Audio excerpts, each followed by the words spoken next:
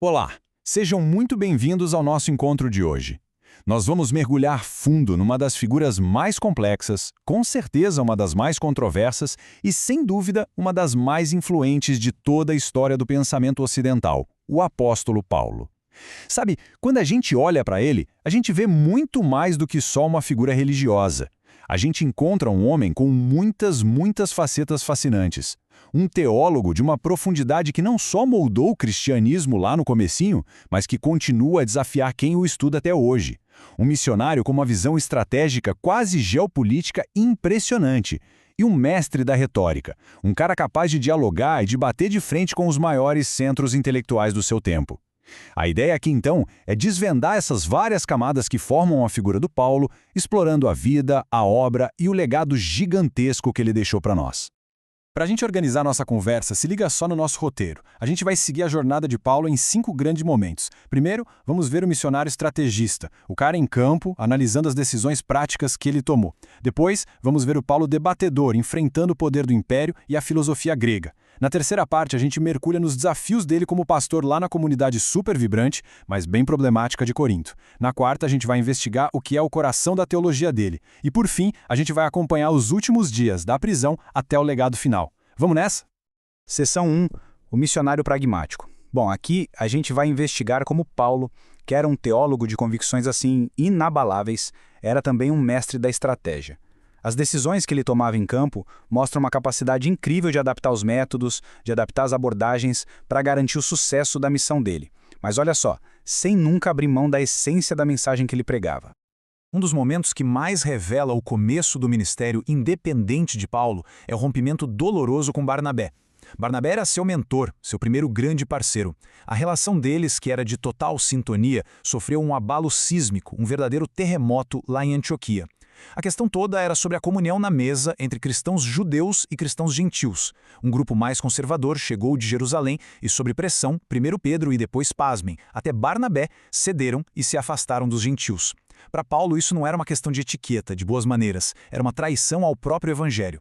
A confiança entre eles foi quebrada de um jeito tão profundo que a fonte que a gente tem descreve o resultado com essa frase melancólica: não houve mais uma manhã de alegre confiança. Acabou ali.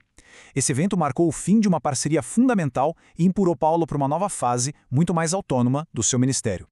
Agora, segura essa. A atitude de Paulo aqui pode parecer à primeira vista uma contradição gigantesca.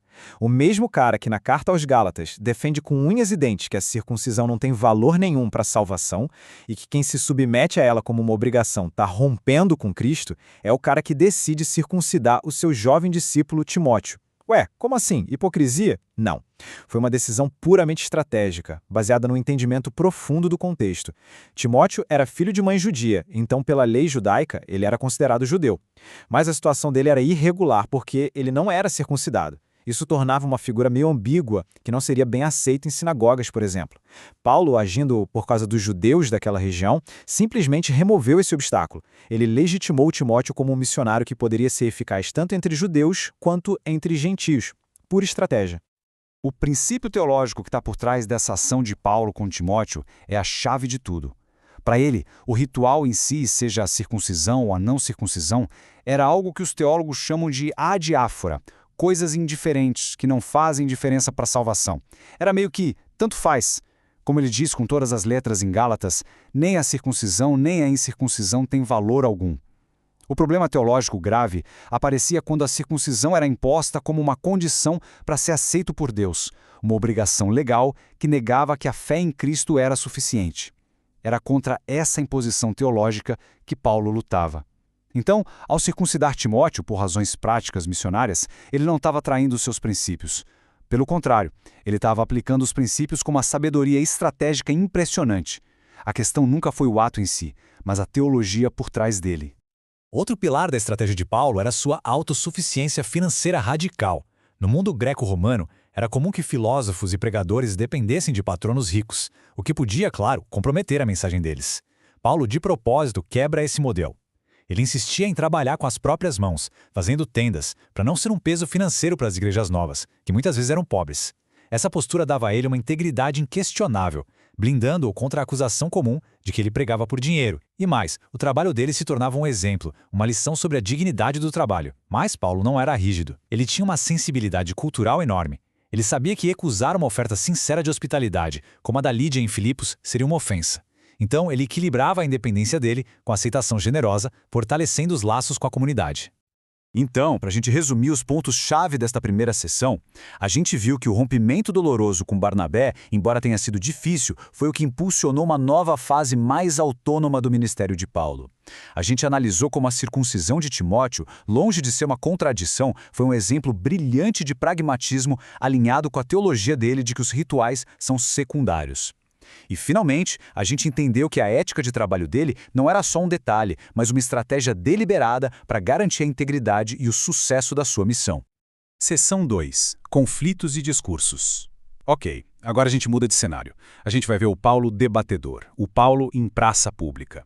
O foco agora são os confrontos diretos, navegando em águas bem perigosas, onde a mensagem dele foi vista como subversão política contra o Império Romano. E, ao mesmo tempo, a gente vai ver ele engajado num diálogo de altíssimo nível com os maiores filósofos de Atenas, o centro intelectual do mundo antigo. O que aconteceu em Tessalônica é um caso fascinante e super perigoso. Ele nos mostra a linha tênue sobre a qual Paulo caminhava. A pregação dele sobre um reino que estava por vir e sobre um senhor, Kyrios, Jesus, usava uma linguagem que no contexto do Império Romano era reservada só para o imperador. Essa sobreposição de vocabulário podia ser facilmente e de propósito interpretada não como uma mensagem espiritual, mas como um ato de rebelião. A questão que fica e que a gente vai explorar é qual foi exatamente a acusação que colocou Paulo e seus amigos em risco de morte. E aqui está a acusação, com todo o seu peso político. Os opositores de Paulo em Tessalônica foram cirúrgicos, foram na jugular. Eles não o acusaram de um crime religioso, como blasfêmia, que seria julgado por autoridades locais. Não. Eles o acusaram de maiestatus, ou seja, traição contra o imperador. A frase "estão proclamando um imperador rival Jesus" era basicamente uma sentença de morte. No Império Romano, a palavra grega basileus, usada para Jesus, podia significar rei, mas no contexto do Império era associada ao próprio imperador. Proclamar outro basileus era um desafio direto à autoridade de César. Paulo estava sendo enquadrado como um revolucionário político, uma ameaça direta à paz romana. Deixando a hostilidade de Tessalônica, a gente segue Paulo até Atenas. E essa citação de John Milton captura perfeitamente a atmosfera. Paulo não chega numa cidadezinha qualquer. Ele chega no epicentro simbólico da filosofia, da democracia, da retórica, o berço do pensamento ocidental. O palco está montado para um dos encontros mais incríveis da história intelectual. O confronto e o diálogo entre a fé cristã, que estava nascendo, e a herança milenar da filosofia clássica grega. Lá no Areópago, o público de Paulo era formado por duas das principais escolas de filosofia da época, os epicureus e os estoicos. De um lado, os epicureus, que eram basicamente materialistas. Eles achavam que os deuses, se é que existiam, viviam num plano distante e não estavam nem aí para a humanidade. O objetivo da vida era a tranquilidade, a ausência de perturbação. Do outro lado, os estoicos. Eles eram panteístas, viam o universo como um grande organismo governado por uma razão divina, o Logos, e pregavam uma vida de virtude e dever. São essas duas visões de mundo super complexas que Paulo vai desafiar e, de forma genial, usar como ponte para sua mensagem. O discurso no Areópago é uma verdadeira aula de comunicação intercultural. O que Paulo faz é simplesmente genial. Ele não começa condenando a idolatria dos atenienses, o que fecharia a porta na cara dele na hora. Pelo contrário, ele elogia a religiosidade deles e parte de um ponto de contato que ele viu na cidade, um altar dedicado a um Deus desconhecido. E ele ressignifica isso dizendo, esse Deus que vocês adoram sem conhecer é esse que eu vim anunciar.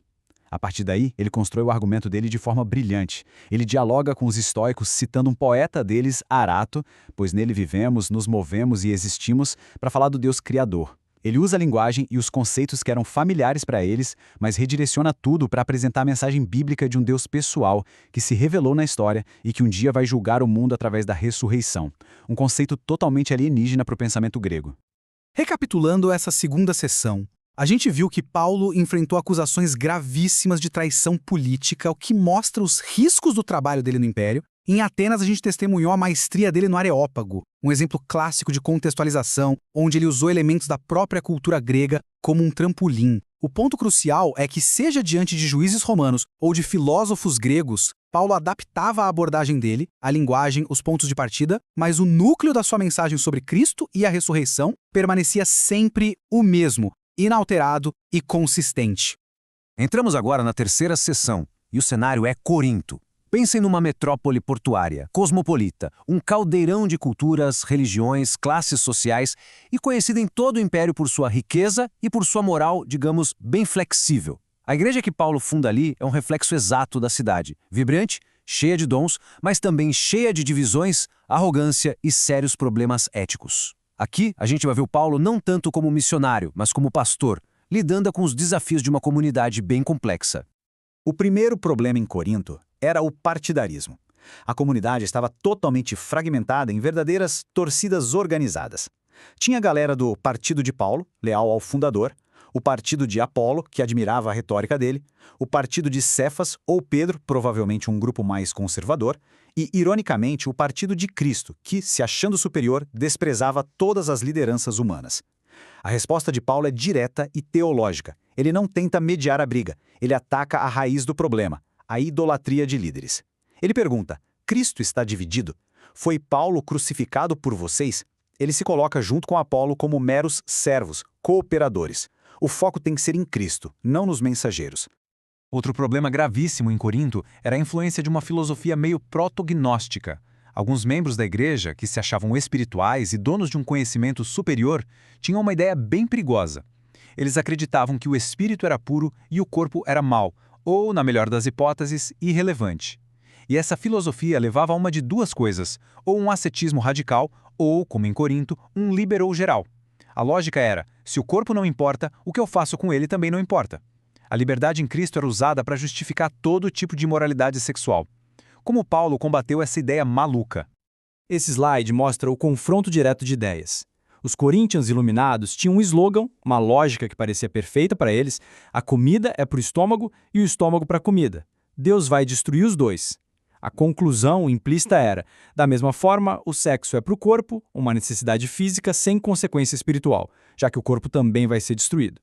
Paulo vai lá e, desmonta esse argumento. Ele concorda com a parte da comida, mas rejeita totalmente a conclusão sobre o corpo.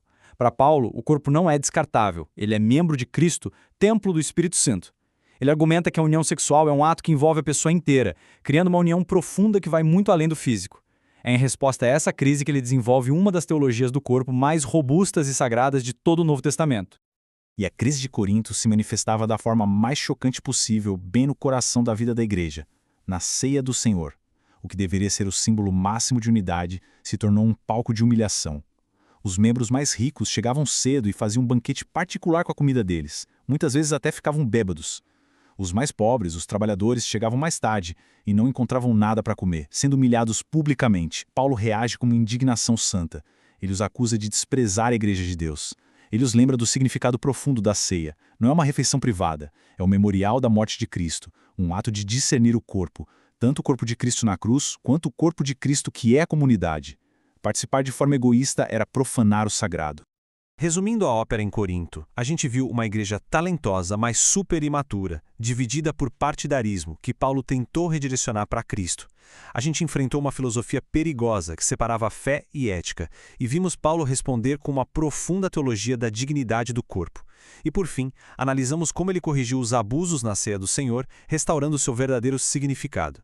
Em tudo isso, a gente vê a habilidade pastoral impressionante de Paulo, diagnosticando e tratando problemas super complexos. Depois de analisar o Paulo como missionário, retórico e pastor, a gente chega agora no núcleo do pensamento dele, no coração da sua teologia. Nesta quarta sessão, a gente vai explorar os pilares conceituais que ele desenvolveu nas suas cartas mais densas, como Romanos e Colossenses. São as grandes doutrinas que se tornaram fundamentais não só para o cristianismo, mas para todo o pensamento ocidental. O conceito de justificação pela fé é, talvez, a contribuição mais revolucionária de Paulo. Pensa só, num mundo religioso baseado em mérito, em rituais, em cumprir leis para agradar a Deus, Paulo chega e diz algo radical. A justiça, ou seja, estar num relacionamento correto com Deus, não é conquistada por esforço, é recebida como um presente. É como se fosse um veredito num tribunal celestial, onde Deus declara o pecador justo, não por causa dele, mas com base na justiça de Cristo. E esse presente a gente acessa unicamente pela fé, pela confiança na obra de Cristo. Essa doutrina simplesmente demole a barreira entre judeus e gentios e estabelece um fundamento completamente novo para a relação com Deus. Mas então, como os gentios, que antes estavam fora das promessas, se encaixam na história de Deus com Israel? Para explicar isso, Paulo usa uma metáfora poderosa lá em Romanos 11, a da oliveira. O tronco da árvore é o povo de Deus, nutrido pelas promessas feitas a Abraão. Alguns ramos originais, judeus que não creram, foram quebrados. No lugar deles, ramos de uma oliveira brava, os gentios, foram enxertados e passaram a receber a mesma seiva da promessa. É uma imagem de inclusão radical. Só que Paulo imediatamente adverte os cristãos gentios contra qualquer tipo de arrogância. Eles não devem se orgulhar, pois só estão ali pela fé. E ele termina com uma nota de esperança, afirmando a fidelidade de Deus ao povo de Israel e a sua capacidade de reenxertar os ramos originais. Lá em Colossos, Paulo enfrenta outra heresia, uma mistura perigosa de judaísmo, filosofia grega e misticismo. Essa visão diminuía a pessoa de Cristo, colocando-o como só mais um entre vários seres espirituais que serviam de intermediários. A salvação, nesse sistema, exigia rituais e adoração a anjos. A resposta de Paulo é uma das declarações mais elevadas e completas sobre quem é Cristo em toda a Bíblia. Ele afirma que em Cristo não mora só uma parte da divindade, mas toda a plenitude corporalmente. Cristo não é um ser criado, ele é a imagem do Deus invisível, o Criador de todas as coisas, inclusive dos anjos que os colossenses adoravam. Ele é supremo, suficiente, absoluto. Não precisa de outros intermediários. Nele, a reconciliação é completa. Sintetizando essa seção teológica densa, a justificação pela fé redefine a salvação como um presente da graça. A imagem da oliveira explica a unidade entre judeus e gentios no plano de Deus. A cristologia de Paulo, como a gente viu em Colossenses, eleva Cristo à posição de supremacia absoluta sobre tudo e todos. E, como consequência, a igreja é apresentada como o corpo de Cristo, um organismo vivo que recebe sua identidade e propósito da sua cabeça, o próprio Cristo. E chegamos à nossa última sessão. O ritmo da vida de Paulo muda drasticamente. O missionário que não parava de viajar se torna um prisioneiro do Império Romano. A gente vai acompanhar a cadeia de eventos que levaram à sua prisão, a produção literária surpreendente que surgiu desse longo tempo de cativeiro e o confronto final que, segundo a tradição da Igreja, o levou ao martírio em Roma. Essa linha do tempo nos dá uma visão panorâmica dos últimos e turbulentos 10 anos da vida de Paulo. Tudo começa com a prisão dele no Templo de Jerusalém, lá em 57. Depois, vem 2 longos anos preso em Cesareia. Usando seu direito como cidadão romano, ele apena para ser julgado por César, o que o leva a uma viagem perigosíssima para Roma, que incluiu até o naufrágio. Chegando em Roma, ele passa 2 anos em prisão domiciliar, um período em que ele escreveu muito. A cronologia depois disso é mais incerta, mas a tradição aponta para uma breve libertação, mais viagens e então uma segunda prisão mais severa que culminou na sua execução durante a perseguição do imperador Nero. No meio das suas grandes cartas teológicas, a gente encontra essa joia, uma cartinha pessoal a um amigo, Filemon, sobre o escravo fugitivo dele, Onésimo, que encontrou Paulo na prisão e se converteu. A estratégia de Paulo aqui é de uma genialidade social e espiritual absurda. Numa sociedade onde a escravidão era a coisa mais normal do mundo, um manifesto abolicionista seria inútil. Em vez disso, Paulo ataca a instituição nos seus fundamentos. Ele não ordena, ele apela para Filemon receber Onésimo de volta, não como seu escravo, mas numa nova categoria, não mais como escravo, mas como irmão amado em Cristo. A nova identidade em Cristo transforma radicalmente a relação social. Ele implode a dinâmica mestre-escravo por dentro, redefinindo-a como uma relação de fraternidade. Essas palavras, tradicionalmente atribuídas a Paulo na sua última prisão em Roma, são como o testamento espiritual dele, seu epitáfio. Ele encara a morte não como uma derrota, mas como o clímax da sua jornada, o derramamento final da sua vida como uma oferta a Deus. As metáforas do atleta que completa a corrida e do soldado que luta até o fim resumem uma vida de dedicação absoluta. Não há medo, não há arrependimento, mas uma confiança serena na coroa da justiça. é o testemunho final de um homem cuja vida foi inteiramente consumida pela missão que ele abraçou lá na estrada de Damasco.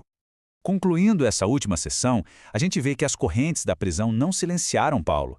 Pelo contrário, o cativeiro se tornou um dos períodos mais férteis da sua produção teológica. A gente analisou em Filemão um exemplo poderoso de como a teologia dele impactava e subvertia as estruturas sociais. E, finalmente, refletimos sobre como seu martírio em Roma e suas palavras finais selaram seu legado como um testemunho de fé inabalável e dedicação absoluta. Chegamos à conclusão da nossa análise. Agora, vamos juntar todas as peças, recapitular os principais temas que a gente explorou e, por fim, refletir sobre por que essa figura do primeiro século, que viveu num contexto tão distante do nosso, continua a ser tão vital e provocadora para o nosso tempo. Ao longo da nossa conversa, a gente encontrou as múltiplas faces de Paulo. Vimos o estrategista pragmático que soube navegar as complexidades culturais do seu tempo. O retórico brilhante que não teve medo de dialogar com as mentes mais afiadas de Atenas. O pastor dedicado que lidou com os problemas reais e dolorosos das suas comunidades. O teólogo de uma profundidade incrível, cujos escritos se tornaram a espinha dorsal do pensamento cristão. E, finalmente, o mártir, cuja morte não foi um fim, mas a coroação de uma vida de testemunho. Todas essas faces compõem o retrato de uma figura de imensa complexidade e impacto histórico. E para quem curtiu e quer se aprofundar nesse universo, o caminho principal é, claro, a leitura direta e atenta das cartas do próprio Paulo. Recomendo especialmente Romanos, pela densidade teológica, 1 e 2 Coríntios, para ver o pastor em ação, Gálatas, pela paixão, e Colossenses, pela sua alta cristologia. Também é fundamental mergulhar no contexto histórico, entender como funcionava o Império Romano, as filosofias da época, as várias facetas do judaísmo e, para um desafio acadêmico, vale a pena explorar os debates teológicos de hoje, como a chamada nova perspectiva sobre Paulo, que tem reavaliado muitas interpretações tradicionais da obra dele. E para encerrar, eu queria deixar essa questão no ar para a gente pensar. Paulo viveu e escreveu num mundo marcado por pluralismo religioso, conflito político e profundas divisões sociais. Ele desenvolveu estratégias de comunicação e uma teologia de reconciliação para esse contexto. A pergunta é, de que maneira o pensamento dele, forjado naqueles desafios de 2000 anos atrás, pode ainda nos oferecer insights, ferramentas para dialogar com os desafios complexos da nossa própria sociedade hoje? A busca contínua por essa resposta talvez seja a maior prova da relevância impressionante da obra dele. Muito obrigado.